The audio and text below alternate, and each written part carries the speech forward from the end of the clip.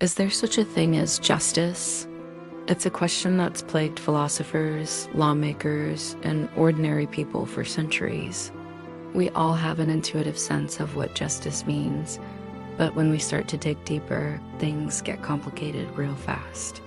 Welcome to Lazy Animal. Sit back and relax, and I will tell you a story. Let's dive right into today's video. Let's start with the obvious. Injustice is definitely a thing. We see it all around us.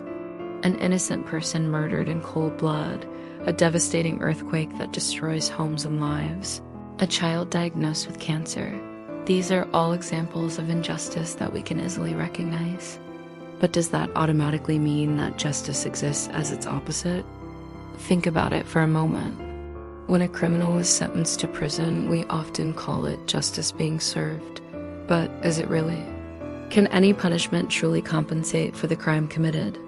If someone steals your car and they're caught and forced to pay you back, does that make everything right? You still had to deal with the stress and inconvenience of having your car stolen in the first place. And what about more serious crimes? If someone murders your loved one, can any punishment bring that person back? Can it erase the pain and suffering you have endured? The answer, of course, is no.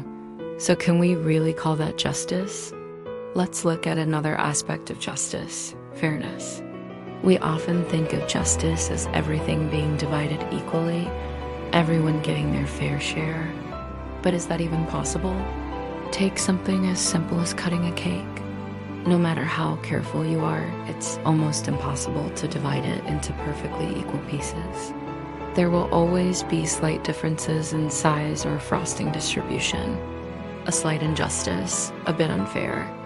Now apply that to more complex situations. How do you fairly divide resources in a society? How do you ensure everyone has equal opportunities? The truth is, perfect equality is an illusion. There will always be some level of inequality, no matter how hard we try to create a just system. But wait, you might say, what about an eye for an eye? Isn't that the very definition of justice? Well, let's think about that for a moment. If someone punches you and you punch them back, does that really make things right? Or does it just create more violence and pain in the world? Is it justice, or is it just revenge dressed up in fancy clothes? The philosopher Friedrich Nietzsche once said, "He who fights with monsters should look to it that he himself does not become a monster." In other words, when we try to punish wrongdoers, we risk becoming just like them. Is that justice?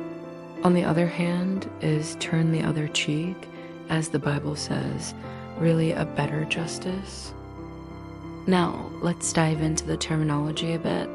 The word justice comes from the Latin justitia, which means righteousness or equity. But here's the interesting thing. The concept of justice has varied widely across different cultures and time periods. What one society considered justice might be seen as horribly unfair by another. In ancient Greece, for example, justice was often associated with harmony and balance. The philosopher Plato argued that justice was about each person doing what they were best suited for, rather than everyone being treated exactly the same. That's quite different from our modern notion of justice as equality under the law. And speaking of law, let's consider the legal system for a moment. We often think of courts as dispensing justice, but is that really what they do? In reality, courts are more about applying the law than achieving some abstract notion of justice. Laws can be unjust, after all. Just think about the laws that once supported slavery or denied women the right to vote. So if justice isn't about punishment, and it isn't about perfect equality, and it isn't even about following the law, what is it? Some philosophers argue that justice is more about fairness and procedures than in outcomes.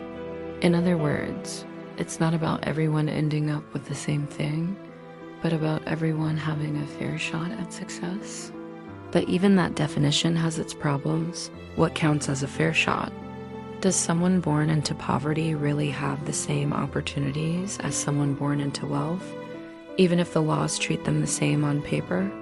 The more we examine the concept of justice, the more slippery it becomes. It's like trying to grab a handful of water. The harder you squeeze, the more it slips through your fingers. So where does this leave us? Is justice just a comforting myth we tell ourselves to make sense of an unfair world? Or is it something more, an ideal to strive for, even if we can never fully achieve it? Perhaps the truth lies somewhere in between. Maybe justice isn't a fixed state we can reach, but a constant process of trying to make things better. Maybe it's not about achieving perfect fairness, but about reducing unfairness wherever we can. In the end, the question, is there such a thing as justice, might be the wrong one to ask. Perhaps a better question would be, how can we create a world that's more just than the one we have now? It might not be as satisfying as a simple yes or no answer, but it's a question that can lead to real change and improvement in our societies. So the next time you hear someone talk about justice being served, or complain about an injustice they've experienced, take a moment to think about what justice really means to you. Is it punishment, equality, fairness, or something else entirely?